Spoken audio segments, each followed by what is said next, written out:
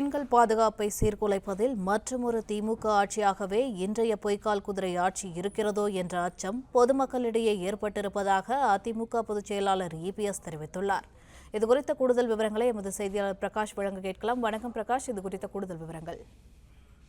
விழுப்புரம் மாவட்டம் மரக்காணம் அருகே 11 வயது சிறுமி பாலியல் வன்கொடுமைக்கு ஆளாகியுள்ளதாக வரும் செய்தி அதிர்ச்சி அளிப்பதாக அதிமுக பொதுச் செயலாளர் எடப்பாடி பழனிசாமி தெரிவித்திருக்கிறார்.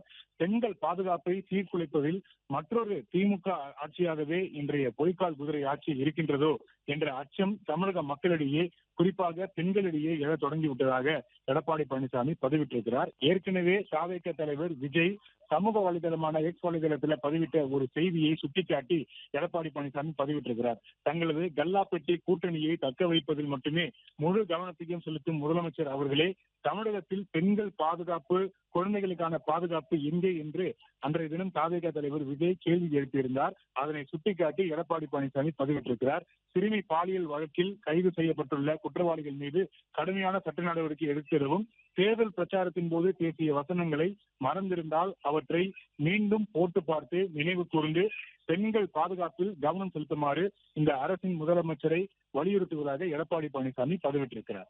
பிளே ஸ்டோர் மற்றும் ஆப் ஸ்டோரில் இருந்து பாலிமர் செயலியை QR கோடு மூலம் பதிவிறக்கம் செய்யுங்கள். செய்திகளை உடனுக்குடன் பெறுங்கள்.